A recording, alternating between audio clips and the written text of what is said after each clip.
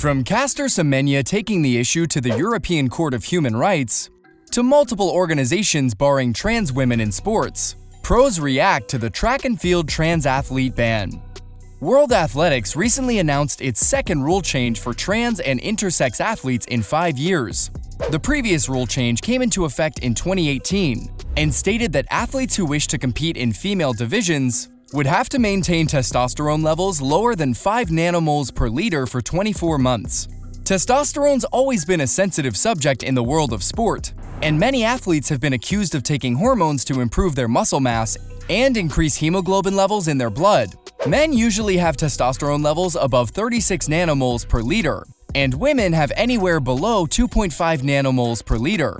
After implementing the 5 nanomoles per liter rule, there was a great deal of public outrage, with many claiming the Athletics Commission was racist and transphobic. Case in point, Caster Semenya. In 2009, Semenya, a South African sprinter, came under fire after people accused her of being a trans athlete who hadn't disclosed her gender identity to the IAAF. Caster was made to undergo humiliating sex verification tests, and it was later discovered that Semenya was not transgender but intersex. Apparently, even Caster was unaware of her condition. Regardless, World Athletics announced that in cases like Semenya's where there are differences in sexual development, the upper limit for blood testosterone levels would be 5 nanomoles per liter. But then, in a sharp reversal, World Athletics changed the rules and banned trans athletes altogether, hurting differences of sexual development or DSD athletes. In 2023, Sebastian Coe, the president of World Athletics, announced that any athlete who had gone through male pubertal stage 2 would be barred from competing in female divisions, regardless of their gender identity. In the same press release, the governing body also announced that the rules for DSD cases were also changing.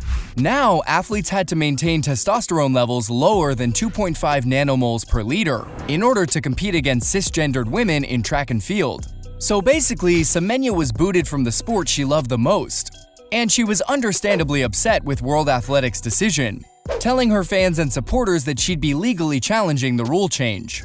Now that you're up to speed on the rules changes, let's talk about how professional athletes have been responding to the whole controversy.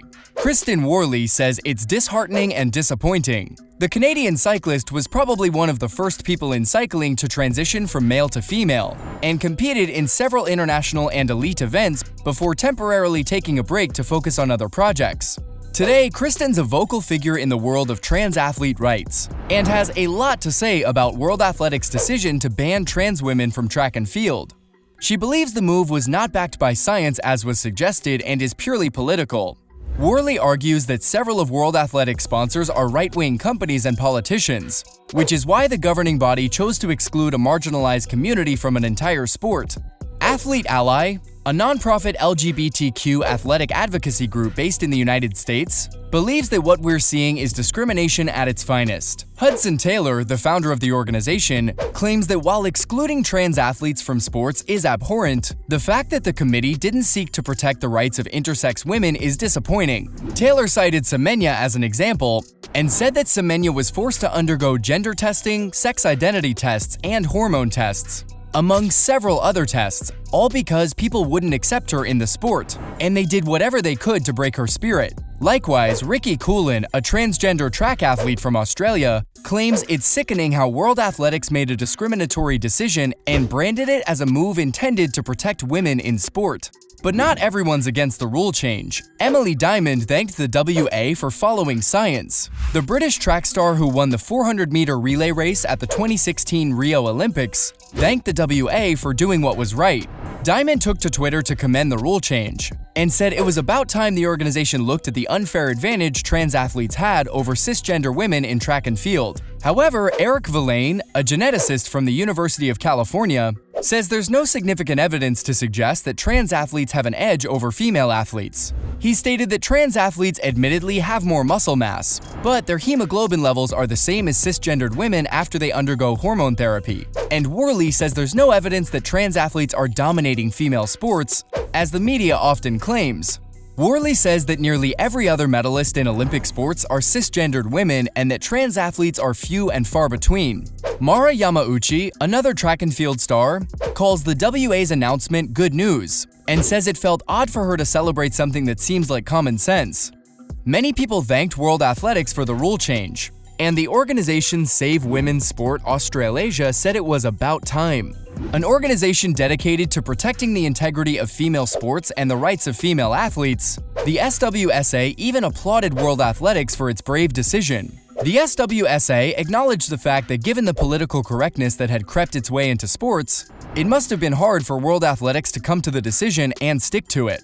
When a transgender PhD student named Joanna Harper asked World Athletics what basis it had to support its claim against trans athletes in sports, a spokesperson for the WA responded that the rule change was made mandatory considering the available data and science. And you know why that's interesting? Because the International Olympic Committee has decided not to ban trans athletes based on the same criterion. Okay, so let's face it, these are some pretty confusing times in the world of Olympic sports, especially if you're a trans athlete or an intersex one. According to the International Olympic Committee, there isn't enough science and hard data to suggest that trans athletes have an edge over cisgendered female athletes, nor is there enough evidence to suggest that they don't have an edge. It all boils down to what the individual committees decide. World Athletics, however, is the governing body for all international and elite track championships. So if they decide that an athlete has violated the rules, they can cut them out of Olympic championships. And World Athletics isn't the only organization that's enforced stricter guidelines on trans athletes. The International Swimming Federation, FINA, also announced that trans athletes cannot compete. The whole debate on trans women in swimming came to a head when Lia Thomas started winning more and more. This caused several right-wing politicians and parents of athletes at the University of Pennsylvania to pressure FINA for a rule change, arguing that Thomas competed alongside men from 2017 to 2019 and was ranked 556th in the men's 500-yard freestyle. But after transitioning and competing against women in 2020, her rankings skyrocketed to first in women's 500-yard freestyle. Supporters argued that Thomas had undergone hormone replacement therapy and had been considerably slower than when she competed in the men's division. But that wasn't enough. After several back and forths, FINA announced that any athlete who's undergone male pubertal stage 2 cannot compete in female swimming competitions. The exact same reasoning was used by World Athletics. Unlike the WA, however, FINA offered to create an open division for all transgender athletes. As of now, though, there's still no word on when that'll happen. Lia Thomas called the whole situation a step back for women everywhere. But sure enough, there were many people who supported the rule change, including controversial podcaster Joe Rogan. In addition to track and swimming, rugby also announced an outright ban on trans women in female competitions. And even badminton's governing bodies announced that trans women wishing to compete would have to satisfy their strict guidelines. So there you have it.